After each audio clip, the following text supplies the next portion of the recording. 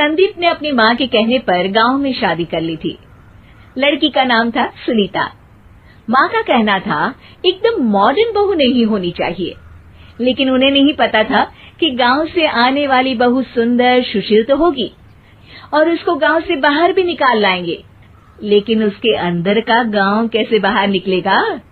शादी के कुछ दिन बाद, माँ टिफिन तो देना जरा। बेटा अब तो स्कूल नहीं ऑफिस जाता है, माँ से नहीं अपनी बीवी से टिफिन मांगा कर। ओके माँ। सुनीता टिफिन ले आओ। जी लो टिफिन, इसके अंदर पिस्ता डाल दिया है। पिस्ता? पिस्ता क्यों?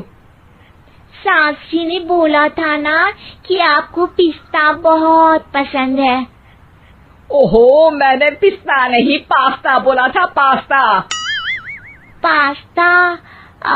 कहीं होता है पास्ता? अरे बेटी तू रहने दे, मैं बना दूंगी। अच्छा किया कि पाव भाजी बनाने का नहीं बोला, वरना किसी के पाव बना देती है। सुनीता को बुरा लगता है, लेकिन उसकी नादान हरकतें कम नहीं होती। ऐसे ही एक दिन, अरे तुमने ये क्या लगाया है? अरे आप वो फूस फूस करके लगाते हैं ना, वही। डियो? का दियो? किसको दियो? अरे वही ना जिससे खुशबू आती है। हाँ हाँ सही पकड़े हैं। अच्छा लेकर तो आना। कौन सा डियो लगाया तुमने? अभी लेकर आते हैं जी। संदीप की बात मानकर सुनीता अंदर से खुशबू वाला फुसफुस लेकर आती है। ओएमजी! ओएमजी मतलब ओ माय गणेश ना।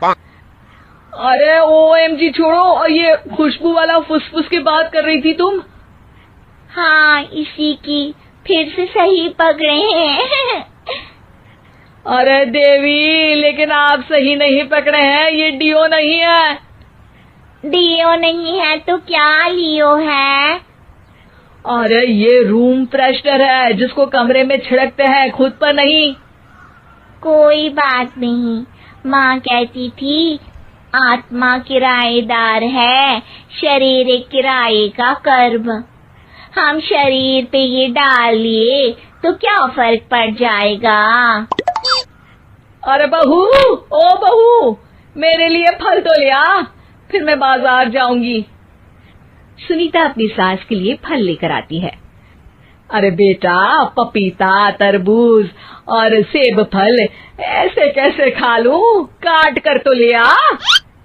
माँ जी, मेरे गांव में तो खेत से उठा के सीधा खा लेते हैं। अरे ये तेरा गांव नहीं है ना। अरे संदीप, तू ही कुछ समझा देना इसको बेटा। मैं कैसे समझाऊं माँ, ये तो माइक्रोवेव को भी भट्टी बोलती है। कल मैंने बोला हाय कैसी हो, तो बोलती है किसी को हाय नहीं लगानी चाहिए। अरे सुनीता, तेरा क्या होगा? अभी तो कैसे बताऊं माँ जी, अभी हम कुछ करेंगे फिर पता चलेगा क्या होगा, लड़का या लड़की।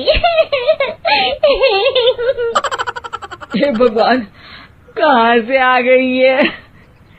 रामपुर से जी, आप ही तो लेकर आए थे मुझे। अरे मुझे माफ कर दो। पहले कोई गलती तो करिए जी, आपकी तो सारी गलती माफ कर देंगे हम। हाँ अरे बहू, मेरी बात सुन।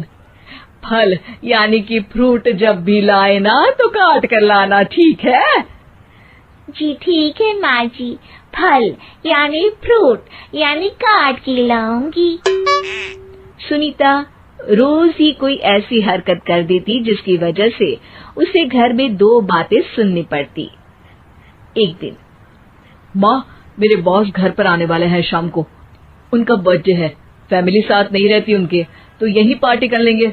उनको अच्छा लगा तो शायद मेरा प्रमोशन भी हो जाएगा।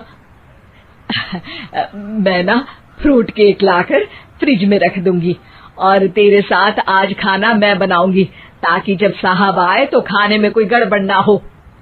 शाम को जब सारी तैयारियां हो जाती है, संदीप के साथ बड़े साहब भी घर आते हैं। फ्रूट केक तो ले आना बहू, फिर खाना खाएंगे। अरे इस सब की क्या जरूरत थी, आपने बुलाया वही काफी है। सर, आपका परिवार शहर में नहीं है तो हम ही आपके परिवार जैसे हैं सर।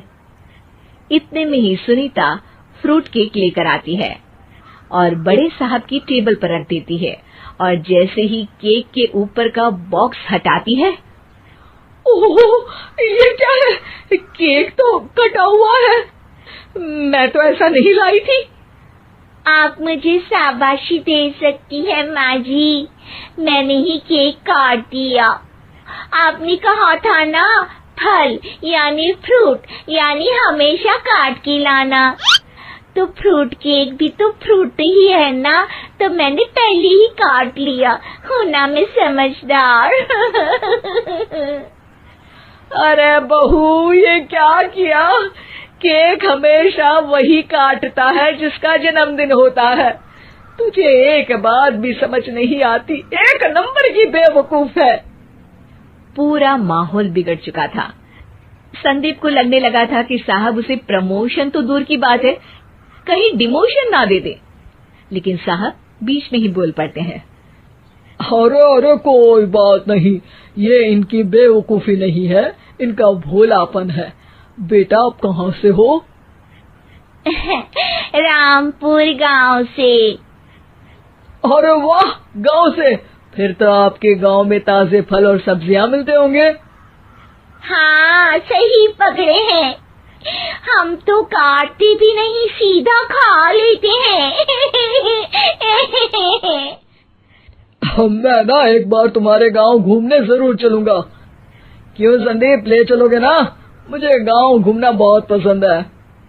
बस फिर क्या था, संदीप और सास दोनों खुश हो गए, क्योंकि साहब को सुनीता ने गांव की बात करके खुश कर दिया था। अब संदीप का प्रमोशन पक्का था। शिक्षा, कभी भी किसी भी गलती पर घबराना नहीं चाहिए। हो सकता है कि उस गलती की वजह से आगे बड़ा फायदा हो जाए।